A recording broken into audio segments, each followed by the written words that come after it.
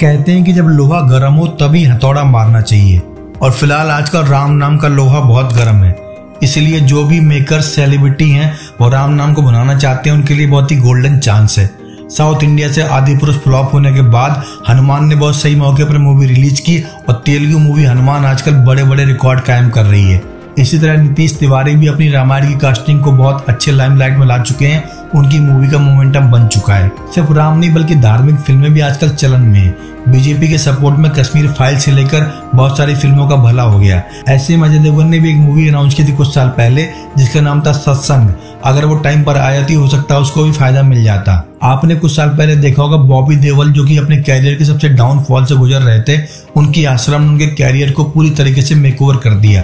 आश्रम सीरीज उनके कैरियर में टर्निंग पॉइंट साबित हुई और आपको जानकर ताज्जुब होगा वही आश्रम अजय देवगन के साथ सत्संग के नाम से बनने वाली थी। एक्चुअली प्रकाश झा ने सत्संग की प्लानिंग अजय के साथ की थी। वहां पर कैटरीना कैफ, अमृता राव को कास्ट किया गया था। चूंकि अजय देवगन इससे पहले कैटरीना कैफ के साथ राजनीति में काम कर चुके थे और अमृता राव के साथ वो काम करने वाले थे। उस टाइम प्रकाश झा गंगाजल 2 की शूटिंग में बिजी थे और अजय देवगन अपने प्रोडक्शन हाउस को संभाल रहे थे। ऐसे में सत्संग टाइम पर स्टार्ट नहीं हो पाई। इसके बाद मामला धीरे धीरे डिले होता गया। अजय देवगन अपनी गोलमाल सिंघम फ्रेंचाइजी में बिजी हो गए और प्रकाश झा ने टाइम आने पर OTT का लोहा गर्म देखकर हथौड़ा मारा और अपनी सत्संग की पुरानी कहानी को नए तरीके से राइट करवाया और आश्रम की सीजन्स में कन्वर्ट कर दिया।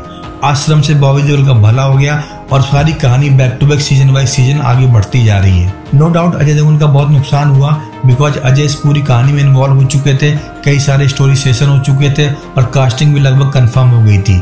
इवन अजय प्रकाश की जोड़ी बहुत अच्छा काम ऑलरेडी कर रही थी। गंगाजल, अपहरण, राजनीति तीनों ने बैक टू बैक ब्लॉकबस्टर फिल्में दी थी और सत्संग भी नो डाउट ब्लॉकबस्टर होती प्लस कंट्रोवर्शियल भी होती। और कंट्रोवर्सी के नाम पर अजय देवगन वैसे भी हमेशा नेशनल अवार्ड जीत जाते हैं।